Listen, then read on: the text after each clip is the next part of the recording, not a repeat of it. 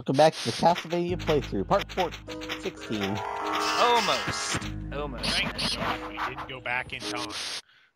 Yeah, to go back and do those parts again, and Hey, it's Death again. So, yeah. you've made it this far. Hi there, Psych In the Boy. name of your father, cease this foolishness. Not while there's a breath in my body. Then for the master, I'll feast on your soul this night.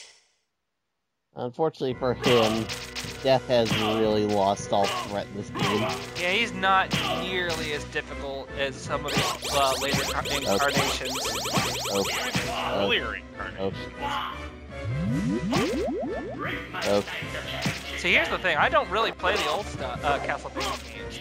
I do appreciate some of his attacks in this game, but overall, by the time you get this point, you should be well off. I'm not even using my shield rod combo power just to tease him. And then there's this thing. Somehow this is supposed to be even harder, and I seriously don't. Really, that's all of his attacks right there. Boomerang scythe, fall downwards scythe. He's not doing anything else.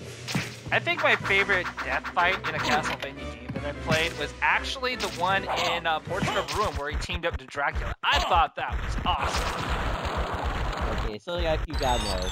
Even when he's dying, his scythe can still hit you. And I've got the Eye of Vlad. Ew. So, unfortunately, we're not done here, because we still got one more particular infamous boss in the Castlevania series. Now, if you thought everything was pretty easy up until now, oh, just wait. Just wait. This boss has more hit points than Dracula.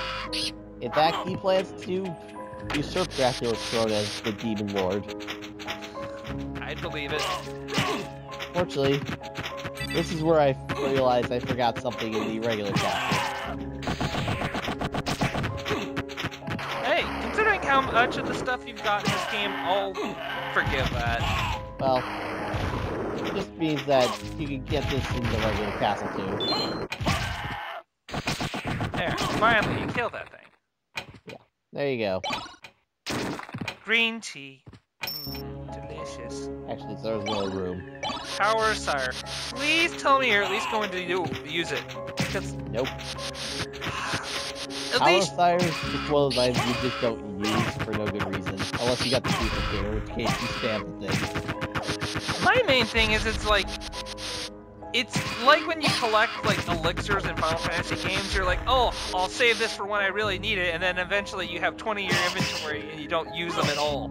Even when you really, really need to, you're like, oh, I could really use that later. It's like Fire Emblem. You've got all these silver swords, but you're still using iron. Yes.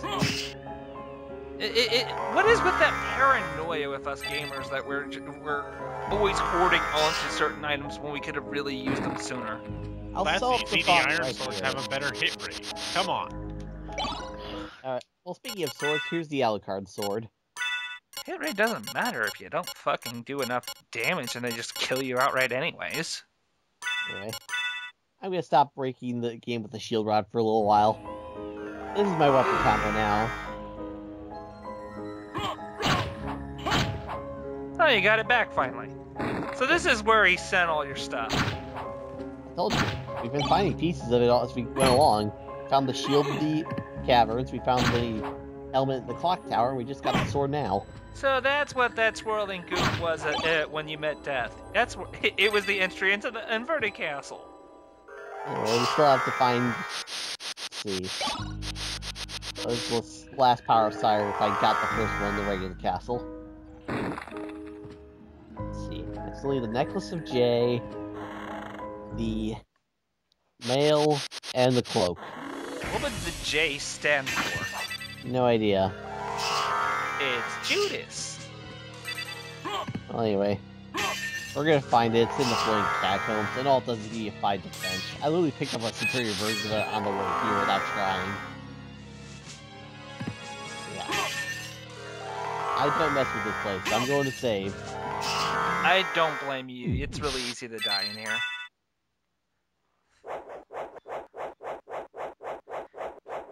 In fact, for the most part, unless you do something really stupid, Med, I'm not trying to criticize you too much. You're doing very well. Oh, don't worry. Next part is when I do all the stupid stuff. Yeah. These witches are annoying to deal with anyway. Yeah, what was their character name? Salami? Salome? Salem. No, it didn't say Salem. That'd be the Salem witches. Oh, those are just witches. The Salem witches were in the first castle. Yeah, those were the ones with the triple fire attack. They come across later. Anyway, that's the frozen half. Ding! No level up. Wow, she took that soul still like a champ. She usually kills most things. Oh, those are the Salomes. I like how when they die, they turn into a cat, and you can still kill the cat. That's pretty cool. But yeah, because the cat can still damage you. Yeah. In fact, there's an item called the Cat's Eye Circlet, and if you get hit by cat-based damage, you heal 200 instead. And these are the only enemies in the game that do cat-based damage. This game has an item for everything. They've got items for gamblers, these karma coins. You flip them in the air. Heads, they have one effect, tails, they have a different effect. The developers just had this idea for this game, and they also had, like, they went to the bar for one night and just wrote everything down on a napkin, and were like, we're putting this all in. Alright, so I do believe that is Steve's extended family. Really? I think so. It's either here or somewhere else. They're down here somewhere. Yeah, this is Steve's extended family. I make a complete fool of myself here, trying to just... Steve, leave him alone. And why did you do that? I'm trying to catch Soul Steel and just nuke them. Why even bothering? Are you trying to soul steal? Yes, I'm trying to eat Steve's family's soul so they never bother anyone again. It's the only way to be sure.